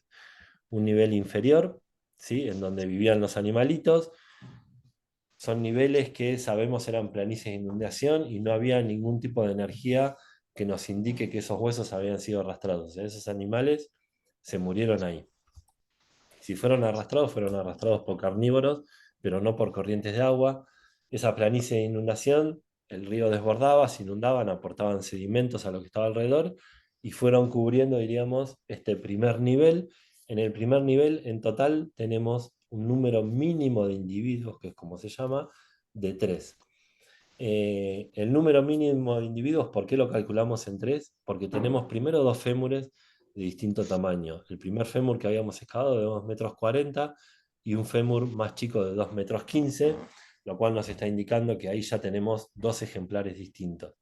Y después teníamos dos húmeros derechos, los dos eran derechos y exactamente del mismo tamaño. Entonces lo que dijimos, bueno, uno de estos dos húmeros podría ser el par de la pata delantera de alguno de los dos ejemplares de los fémures, pero el segundo húmero está siendo de otro ejemplar que no tenemos más que un número. Por eso terminamos estableciendo que el número mínimo es de 3. Podrían ser 4, podrían ser 5, por eso se habla de número mínimo. Después, de huesos de dinosaurios saurópodos, recuperamos 83 y dientes de terópodos de estos carnívoros, 31 dientes, siempre alrededor de las acumulaciones de huesos, ¿sí? Había un segundo nivel, el nivel medio, que volvió a pasar la misma historia, en donde solo encontramos un número, es este nivel medio, es el verdecito que tenemos ahí, solo apareció un número y dos pedazos de huesos, nada más, pero nos estaba marcando que había un segundo nivel. Y después el tercer nivel, que apareció todo lo que está acá en amarillito, ¿sí? La diferencia de altura entre el nivel inferior y el nivel superior no llegaba al metro, eran creo que 90 centímetros, una cosa así. En el nivel superior teníamos el número mínimo de individuos, lo establecimos en 2, porque acá estamos viendo que tenemos un fémur derecho, un fémur izquierdo y un tercer fémur, que creo que era izquierdo, lo cual nos dice que al menos hay dos bichos ahí, ¿sí? En total sacamos 44 huesos de saurópodo, de este titanosaurio, y 26 dientes de terópodo, ¿sí? O sea que en total, si tenemos en cuenta los niveles, si tenemos en cuenta la cantidad de individuos por nivel, teníamos en la excavación al menos 6 individuos ¿sí? De los cuales habíamos recuperado 131 huesos más 57 dientes de dinosaurios carnívoros. Estos de acá son los dientes de dinosaurio carnívoros de los, ¿cuántos dije? 57, 54 o 53. Corresponden a un grupo que es el grupo de los carcharodontosáuridos, si tienen una característica propias que nos permitió identificarlos, como el que está ilustrado ahí atrás, ¿sí? Ahora voy a volver después sobre qué pasó con esos dientes, ¿sí? Y acá lo que les decía, lo más importante es que nosotros tenemos con estos 6 ejemplares preservado la mayor parte del esqueleto, lo cual nos dio un montón de información anatómica que nos permitió establecer muchísimo mejor cuestiones evolutivas que hasta antes de Patagotitan no estaban claras. Y por ejemplo se decía que Argentinosaurus, el cálculo de cuánto habría pesado, decía que pesaba entre 30.000 kilos y 150.000 kilos. O sea, fíjense que había un rango de error demasiado grande, básicamente porque no había demasiados huesos preservados que permitieran calcular el peso, la masa corporal que tenían esos animales. De estos dinosaurios extremadamente gigantes, Patagotitan es el primero que realmente se le puede estimar la masa corporal utilizando las únicas dos metodologías que tenemos hoy en día para estimar la masa corporal de un animal que se murió hace millones de años, ¿sí? Una, la que está acá en la izquierda, es medir la circunferencia del húmero y del fémur, ¿sí? El húmero y el fémur obviamente son los principales huesos de las patas de un cuadrúpedo, entonces hay una relación que se ve acá abajo, una relación bastante directa entre la suma de estas circunferencias y la masa corporal, ¿sí? Esto está hecho con animales actuales, ¿sí? Hay una regresión, la ecuación que resulta de esto, obviamente nunca va a dejar de ser un problema que el punto más de masa más elevado es un elefante de 5.000 kilos en cuadrúpedos, ¿no? Y nosotros estamos extrapolando eso y diciendo que Patagotitan pesaba 70.000 kilos, casi, ¿sí? Pero bueno, podemos asumir que esa regla más o menos se mantenía. Y la otra manera que podríamos usar para estimar la masa corporal es escanear todos los huesos preservados, modelar digitalmente los que faltan y hacer, diríamos, un dinosaurio digital tridimensional al cual con un programa y un procedimiento bastante sencillo uno le puede dar como un volumen de lo que habría sido el tejido blando del animal, calcular cuál fue ese volumen con una densidad promedio, calcular una masa corporal que nos dio 51.000 kilos, ¿sí? Entonces, básicamente, Patagotitan estaría entre los 50 y los 70.000 kilos, aproximadamente entre 50 y 70 toneladas, ¿sí? Lo cual es más o menos el equivalente a unos 14 elefantes. La otra pregunta que había puesto al principio es si la edad, si podíamos saber más o menos la edad de estos 6 ejemplares que teníamos. Eh, en general no se puede saber la edad de la mayoría de los dinosaurios, pero sí lo que pasa es que si uno hace un corte de uno de los huesos apendiculares, principalmente del fémur o del húmero, un corte histológico, lo vemos en el microscopio, podemos contar lags, ¿sí? Podemos contar líneas de crecimiento detenido, momentos en los cuales el animal crecía más lentamente de eso, e interpretar que cada uno de esos lags es un año, ¿sí? Uno de los saurópodos más viejos que se tiene registro es uno del Jurásico de Estados Unidos, que habría vivido unos 46 años, se calcula. Y después hay un terópodo que se le contaron 50 de estos lags. Lo que pasa en los titanosaurios, sobre todo en estos dinosaurios tan grandes, es que el tejido empieza a remodelarse muy rápido desde el centro hacia la superficie, entonces estos lags, estas líneas de crecimiento, iguales a las de un árbol, empiezan a borrarse, ¿sí? Pero nosotros vimos, en los 6 ejemplares nos pasó lo mismo en cada uno de los fémures y de los húmeros que hicimos análisis histológico, que fue todos los que teníamos, vimos exactamente lo mismo, que todavía teníamos preservados algunos lags, o sea que no había una remodelación total, que es algo típico de animales seniles, de ejemplares adultos grandes, viejos diríamos. Después lo que vemos es que no hay una línea de células que se llama tejido externo fundamental, que indica que el animal dejó de crecer, esa línea no se había depositado. Y lo otro que vemos es que cada flechita de estas es la posición de uno de estos lags. Vemos que muy rápidamente se acorta la distancia que hay entre estas líneas de crecimiento, ¿sí? Si cada una de estas líneas representa un año, lo que estábamos viendo que se estaba frenando muy de golpe el crecimiento de este animal, lo cual nos permite poner la flechita, ¿sí? Acá estos son años y masa corporal, diríamos en la historia, en la curva de vida de este animal, la flechita más o menos por acá, ¿sí? Es un animal, por lo tanto, que podríamos considerarlo como un adulto joven, ¿sí? Eran animales, los seis, eran animales que todavía estaban creciendo, o sea, no tenían su tamaño final, más allá de que el tamaño final no iba a ser demasiado diferente al tamaño que tenemos preservado, pero de todas formas eran animales que estaban, diríamos, en el mejor momento de la vida. Yo como que lo comparo con una persona que tenga más o menos 20 años, donde ya prácticamente no crece más, pero uno de los 20 años es cuando más fuerte está, ¿sí? Y eso ahora vamos a ver tiene implicancias para explicar qué pasó en el lugar, ¿sí? Cuando nosotros estábamos excavando y sacábamos dientes de carnívoros, lo que primero pensábamos es, bueno, capaz que fue un sitio de caza en donde los carnívoros, cuando pasaban estos dinosaurios herbívoros, los atacaban, los cazaban, los mataban y se los comían.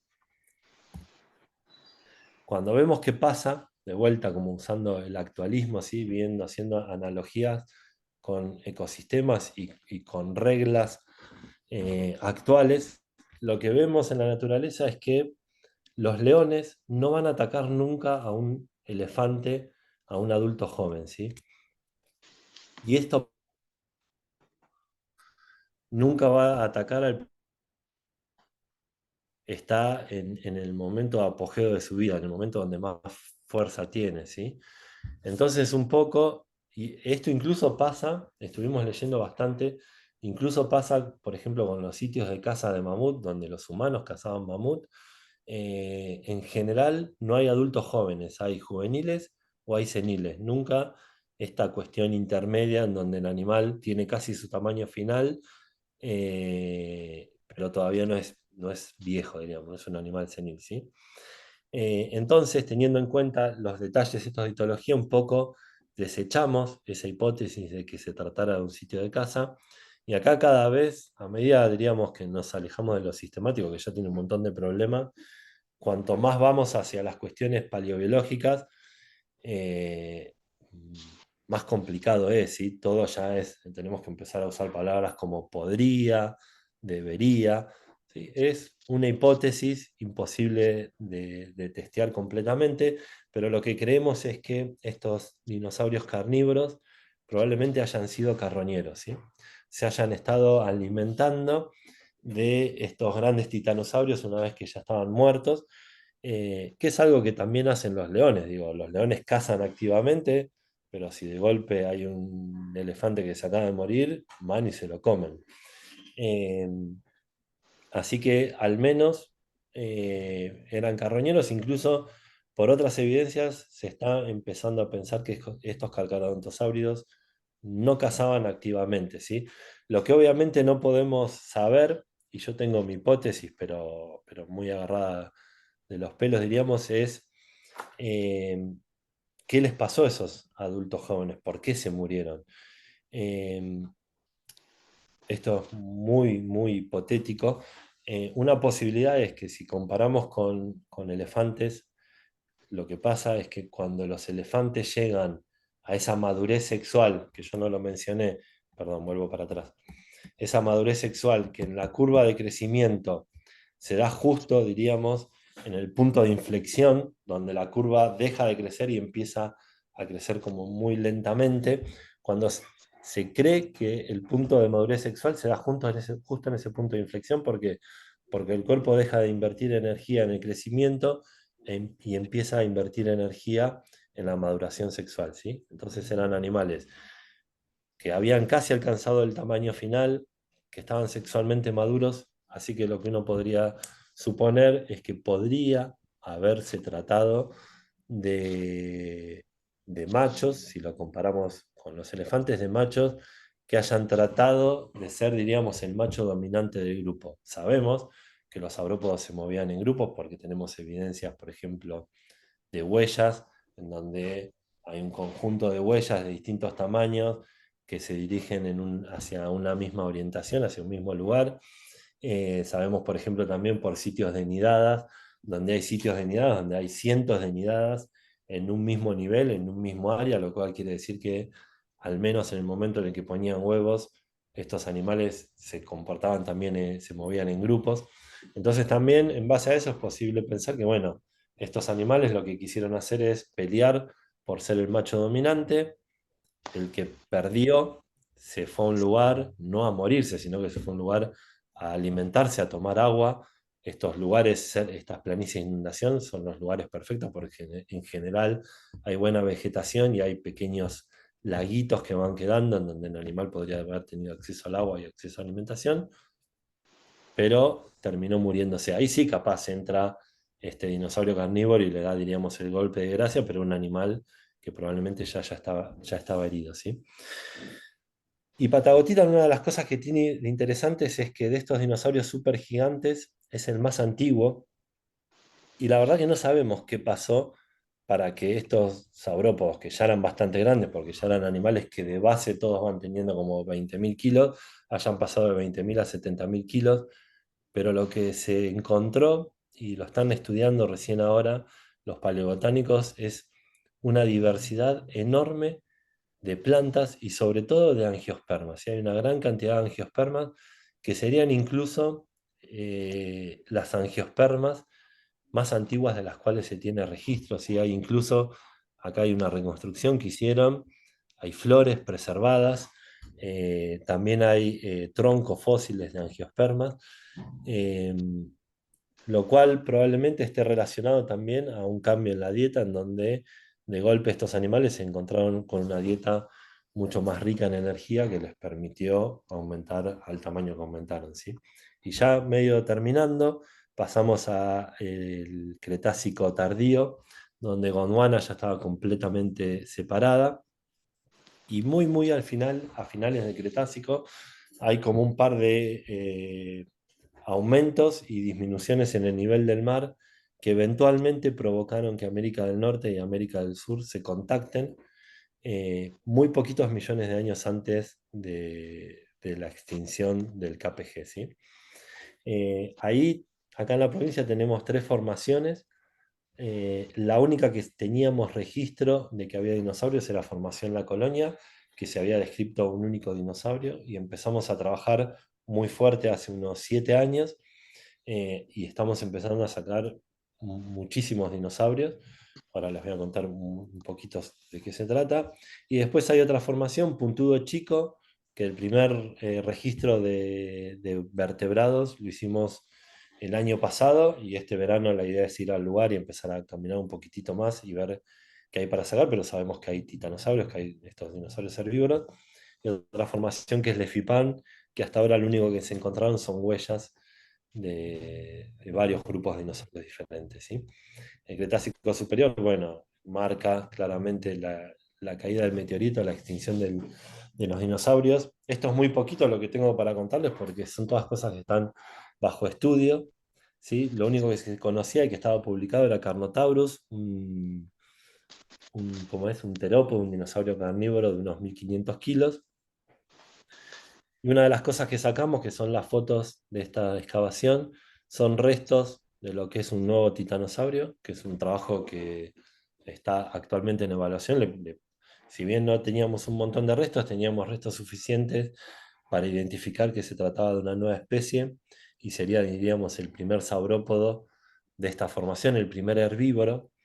Y se acuerdan que yo les había dicho, y por eso hablo prácticamente únicamente de saurópodos, más allá de que sea mi tema, que los ornitisquios era el grupo hermano de los aurisquios, este grupo donde estaban los saurópodos y los terópodos, pero que en los continentes de América del Sur era como un grupo que quedó de alguna manera como también herbívoros, e incluso herbívoros como más especializados que los saurópodos, pero quedaron relegados a los saurópodos, diríamos. Los herbívoros dominantes fueron siempre los saurópodos. Pero muy a finales del Cretácico empezamos a tener registro de dos ornitisquios herbívoros, que son los anquilosaurios, el de arriba, y los hadrosaurios de abajo, ¿sí? Hasta ahora lo único que se tiene acá en Patagonia es esto. El año pasado y el anterior de Chile, también bien de finales del Cretácico, publicaron dos nuevos taxones que están bastante completos.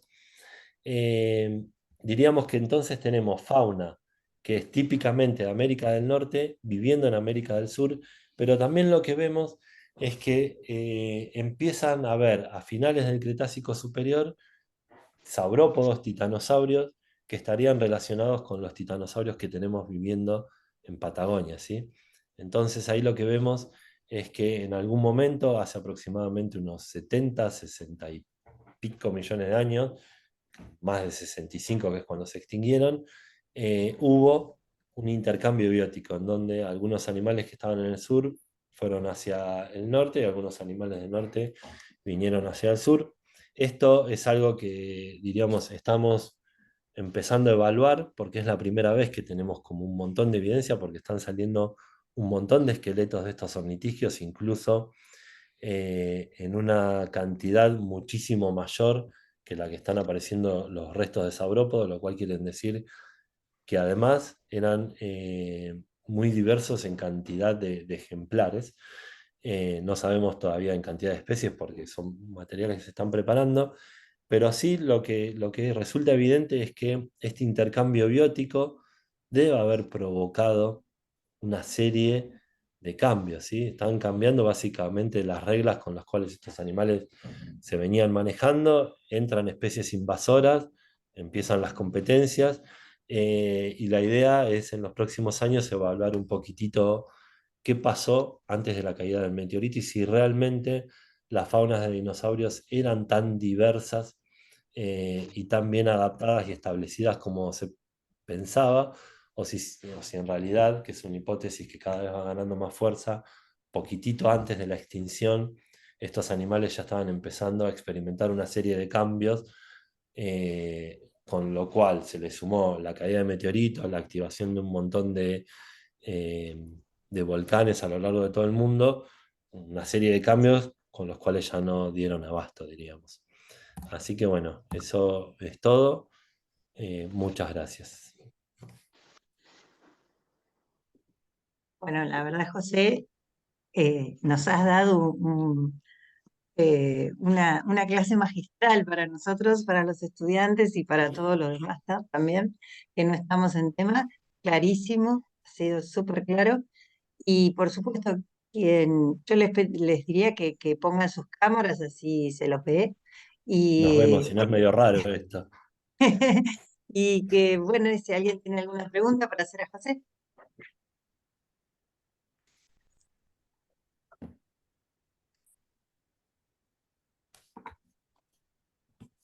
Pueden preguntar y si no, no pasa nada. A ver, alguno de paleobiología. Sí, Si no, acá.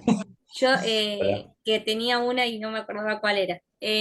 No, me impresiona cómo hacen todo, cómo lo reconocen morfológicamente, teniendo tal vez no la totalidad de los huesos, de los restos. Y eso totalmente lo hacen con computación o con inteligencia artificial, no Sí, sé, con programas. la parte sistemática, decís vos, Eso de saber si es una y especie nueva o no y con cuáles está relacionado y todo eso. sí, esa era otra pregunta, pero bueno, ya te hago las dos. ¿Cómo lo reconstruyen morfológicamente Sí, teniendo solo bien, partes del sí, cuerpo del organismo? Y la otra pregunta es sí, eso, ¿cómo lo reconocen? Teniendo en cuenta también en una parte que dijiste que había varios huesos y que no sabían si se trataba de varias especies o de una sola. sí. Es como todo un tema ese. Primero, en general, los dinosaurios. Ahora un cachito. primero, en general los dinosaurios nunca aparecen completos, sino que aparecen así partes fragmentarias. Es muy raro tener un bicho, perdón por el uso de la palabra bicho, lo tengo pegada, entiéndanlo como sinónimo de ejemplar. Es muy raro tener un bicho completo. Los biólogos siempre, los geólogos dicen que los biólogos podemos decir bicho. A ellos no los dejamos decir bicho a los geólogos. Bien, nos lo Los ganamos por biólogos sí título podemos. entonces. Bueno, en general están como muy incompletos, ¿sí? Y ahí yo creo que hay cosas que hacemos mal, pero que hay veces que te enfrentás a... Hay cosas que hacemos mal. Primero hay una cosa que asumimos y es que si nosotros tenemos un dinosaurio de una formación, va a ser otra especie que el dinosaurio que está en otra formación, ¿sí? Como que indirectamente incorporamos la idea de que, bueno, debe haber una diferencia de millones de años mínima para que sea distinta especie, lo cual resulta lógico, pero diríamos es algo que uno debería estar testeando y no se testea, es imposible testearlo. Y después lo que hacemos es comparar en el mayor detalle posible los huesos que tenemos con los mismos huesos de otros animales que ya hayan sido descritos y de otras especies conocidas. Y ahí sí ponemos como muchísimo detalle en decir, bueno, tengo una dorsal anterior, la comparo con otras dorsales anteriores y veo en qué se diferencia. ¿Sí? Por ejemplo, Patagotitan tenía diferencias claras en las vértebras, tanto con Argentinosaurus como con Puertasaurus, que eran los dos bichos más grandes. Después, hay veces que metemos la pata un montón, estoy seguro. Por ejemplo, hay una formación en Neuquén que es la formación Candeleros, que es como la parte más baja del Cretácico superior. Y hay un grupo de dinosaurios que son los rebaquisáuridos, que hay 6 especies descriptas. Y cuando vos superponés lo que se conoce de cada una de esas 6 especies, es o entre muy poco y nada. Entonces es muy probable que alguna de estas especies en realidad sean la misma, pero con el cacho adelante o con el cacho atrás. ¿Sí? Lo único que podemos hacer es esperar que lleguen ejemplares completos, más articulados, y que alguien diga, bueno, ahora encontré un dinosaurio entero. Tengo desde la cabeza hasta la punta de la cola. A ver, esta especie, mira, encaja con las vértebras del cuello y con el miembro anterior de este. Pero esta otra especie tiene las mismas caudales que este que yo tengo. Y esta otra tiene las mismas vértebras dorsales. Y ahí decís, bueno, son sinónimos.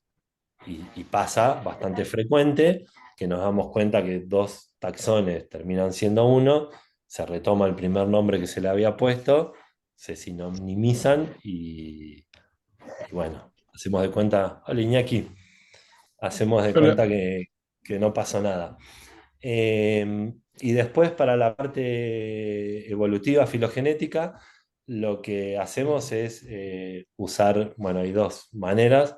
Yo lo que más hago es hacer cladística, hacer parsimonia, en donde tenés una matriz de taxones, caracteres más o menos, la que estamos usando debe tener unos 80 taxones y 450 caracteres más o menos, en donde empezás a poner ceros y unos y por parsimonia terminás resolviendo la hipótesis, valga la redundancia, más parsimoniosa, ¿sí? La que menos pasos tenga, la que menos explicaciones ad hoc tenga para explicar los agrupamientos que te está mostrando el programa.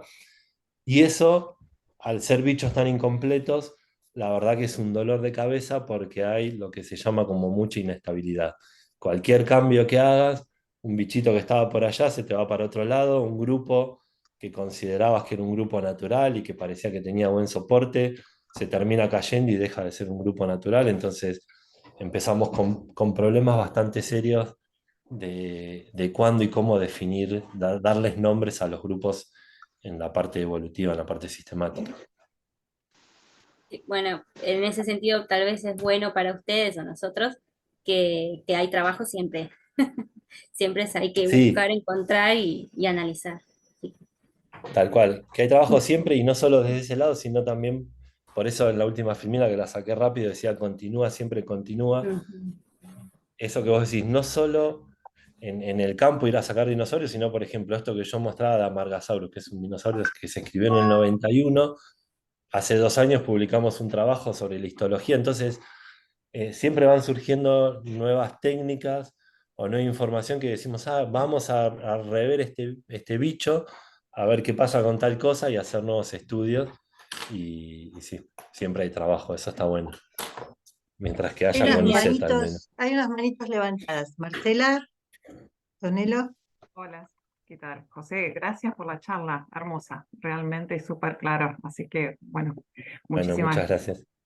gracias. Quería preguntarte, bueno, me preguntaba a ver qué pasa acerca si hay o no material ADN, material genético en estos No, restos. yo sé que sacaron algunas cosas muy excepcionalmente, pero no es algo que se vaya a poder recuperar, al menos no con dinosaurios no avianos. Hay algunos registros donde se saca, la verdad nunca me metí a ver demasiado, pero son como nada, Bu- pedacitos sueltos de cadenas que no sirven para nada. Bueno, gracias. Nada, nada. Rocío. Hola, buen día, José. Muchas gracias por la Hola, buen charla día. también.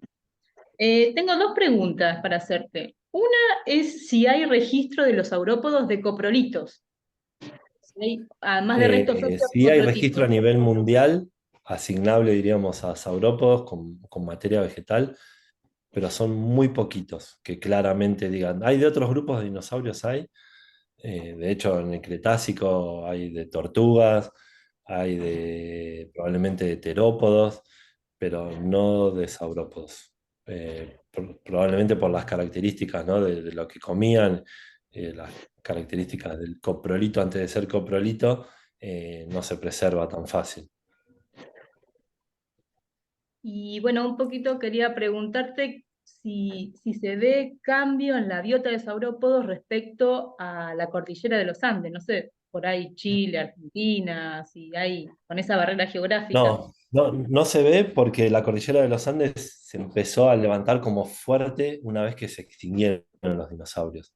De Ah, hecho, sí, lo que se ve en Patagonia, el registro es cómo fue afectando el levantamiento de la cordillera a la desertificación, en donde hace, no sé, 30 millones de años tenías monos viviendo acá en Chubut, y después ya claramente no tenés más monos viviendo acá. Sí se ve muy bien con los mamíferos el cambio ambiental, diríamos, cómo se van reemplazando las biotas a medida que la cordillera va ganando altura y va siendo cada vez más desierto la parte este de la cordillera. está. No, me desorienté por ahí un poco porque al principio lo comentaste y digo, pero ¿cómo? Claro, no era Claro. posterior y digo, por ahí hay No, un lo levantamiento inicial mencioné. o algo. Ah, Claro, lo mencioné porque en general todo el mundo dice, ¿por qué tantos dinosaurios en Patagonia? Y lo primero que digo es, no es que en Patagonia había más dinosaurios que en otros lados, ¿sí? No es que en Patagonia había más dinosaurios que en Formosa, que en Brasil, que en Uruguay o que donde sea. Lo que pasa que en Patagonia lo que tenemos es un desierto que nos permite caminar por rocas y tenemos la suerte que la mayoría de esas rocas son rocas depositadas durante el Mesozoico. Entonces, por eso hay registro de muchos dinosaurios en Patagonia. bien, gracias. No, de nada.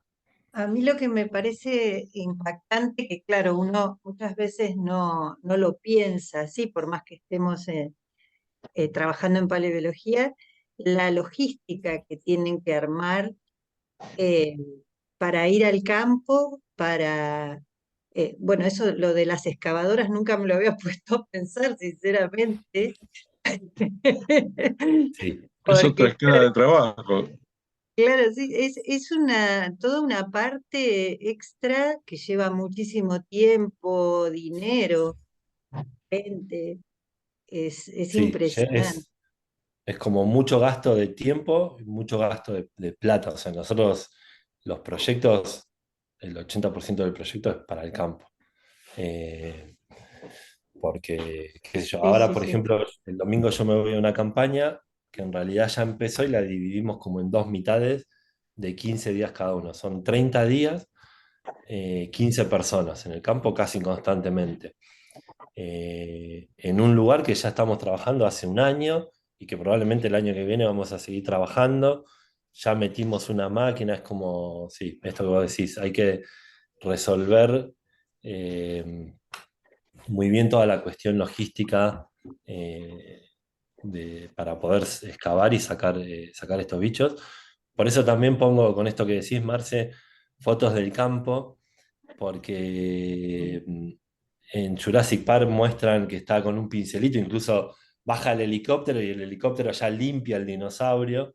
Y no, o sea, el pincel está prohibido en el campo, porque nunca Claro. usamos pincel, un ratito a la tarde si querés, pero está prohibido, entonces pasa cuando capaz vienen estudiantes, vienen voluntarios la primera vez, es medio traumático, porque no es fácil, es mucho, muy físico, es como demasiado físico el trabajo todo el día, el sol, martillo neumático, pico, pala, carretilla, y vienen con la idea de, me compré 3 4 pincelitos de distintos tamaños y la voy a pasar re bien en el campo, y Sí. vuelan, los pinceles vuelan y agarrar la pala.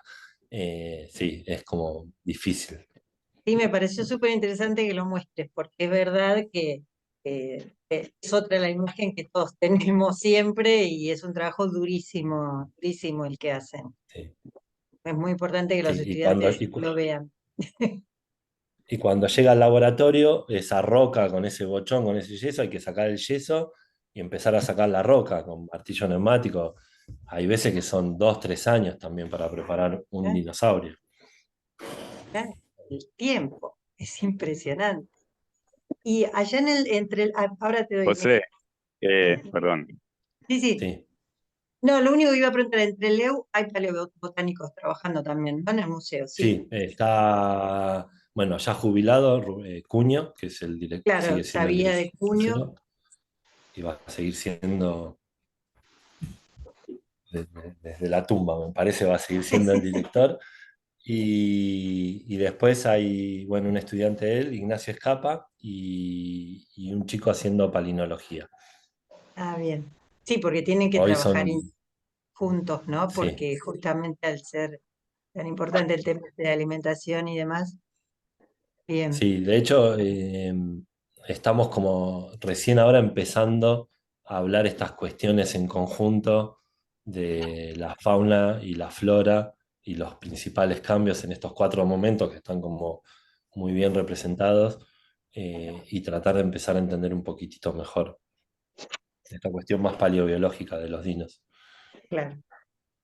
Sí, sí, no se quedan por ahí como era en los inicios de la paleontología, en la parte taxonómica de la descripción del hueso, sino que Claro, eso es importante también hacer hincapié en los estudiantes, en que eso. los enfoques ahora tienden a la interdisciplina y justamente para resolver problemas paleobiológicos.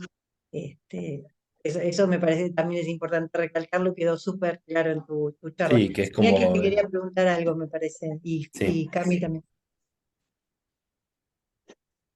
Iñaki, no escucho. Ah, no, muy bueno, José Luis, me encantaron los mapas, el detalle que tienen los paleogeográficos.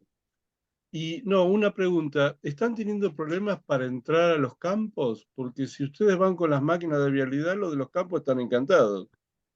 Eh, no, en general no estamos teniendo mayor problema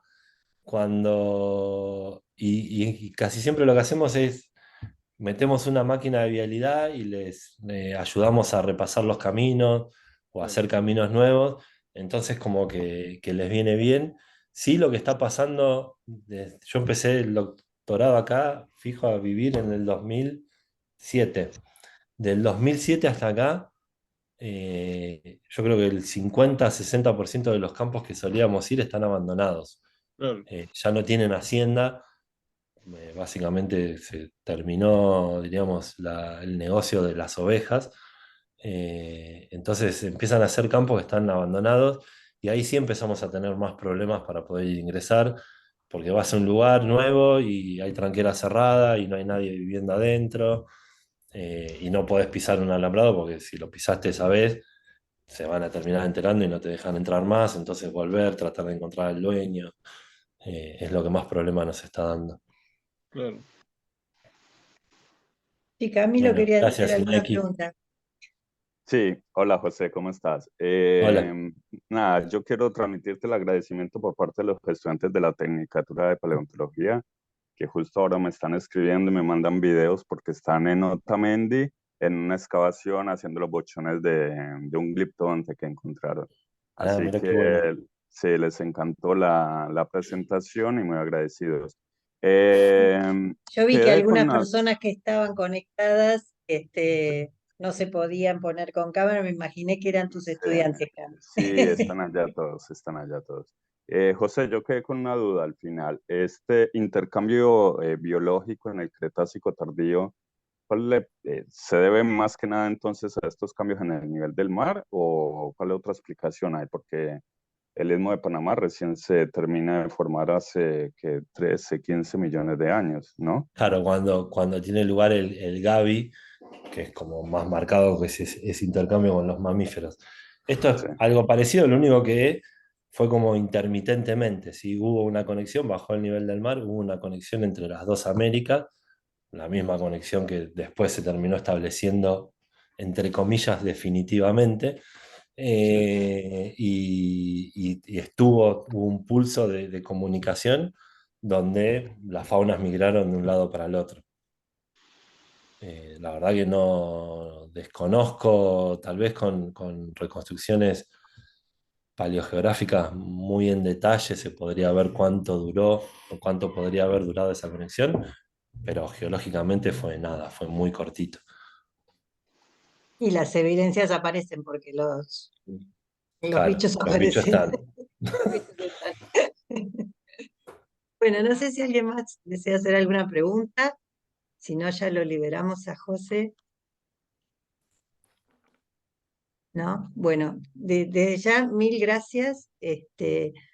No, Siempre a ustedes, está, Marce. siempre está súper bien dispuesto, así que muchísimas gracias. Nosotros te convocamos porque, bueno, viste acá, eh, para nosotros, alguien que nos hable justamente de Patagonia y dinosaurios es realmente muy, muy interesante y novedoso y no tenemos en Mar del Plata especialistas, pero como vos sos un marplatense, Cuando quieran. sos Menos mal parte. que no vi que estaba Iñaki, porque ya que estés vos me daba mucha presión. Si hubiese además sabido que estaba Iñaki me hubiese puesto nervioso. Ah, José. Iñaki fue mi director de tesis de allá, así que qué suerte que haya estado. Le tengo mucho aprecio a los dos. Bueno, bueno, muchísimas gracias y Bueno, gracias a muchas gracias todos a los ustedes. que Bueno, presenciaron. Chao, José, Gracias, hasta bueno, nos estamos José. pronto. viendo. Chau, chau. Nos Gracias. vemos.